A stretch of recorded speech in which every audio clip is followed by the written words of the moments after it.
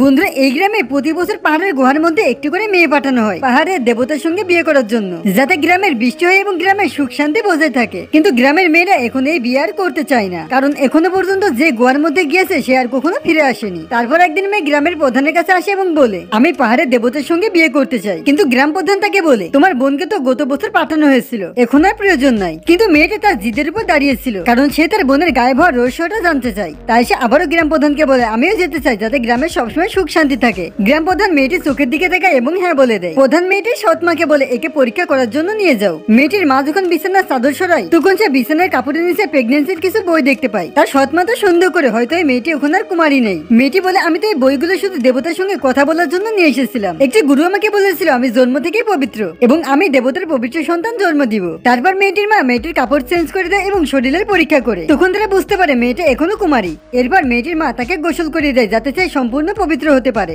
এরপর মেয়েটিকে সাজিয়ে গুহার দিকে নিয়ে যেতে থাকে। আর তখন সে রাস্তায় পাথরের সঙ্গে হোঁচট খায় এবং হাত কেটে যায়। গ্রাম প্রধান বলে, বিয়ের দিনে বিয়ে হোঁচট খেয়ে পড়ে যাওয়া এটাও অশুভ। তখনই মেয়েটি তার ব্যাগ থেকে একটি জেড রকেট বের করে, এটা আমাকে একটি জ্যোতিষী দিয়েছিল। আজকে দুঃখ হওয়াটা স্বাভাবিক, কিন্তু পরে আমি দেবতার সঙ্গে দেখা করার সাথে সাথে মা হয়ে যাব। এরপর সকলে তাকে বিশ্বাস করে এবং একটি লাল কাপড় দিয়ে তার চোখটা বেঁধে দেওয়া হয়, যাতে রাস্তার মাঝে কোনো অশুভ আত্মাকে সে দেখতে না পায়। এবং সে শুধুমাত্র দেবতার সামনে যে চোখের কাপড়টা সরাবে। গ্রাম প্রধান নিজে হাতে তাকে লাল কাপড়টা চোখে বেঁধে দেয়। আর কিছুক্ষণের মধ্যে তারা সকলে গুহার সামনে চলে আসে। গ্রাম প্রধান তাকে বলে, ভিতরে যাই হোক না কেন তুমি শুধু দেবতার কথাই মানবে। এরপর মেয়েটি সকলের আশীর্বাদ নিয়ে গুহার ভিতরে প্রবেশ করে।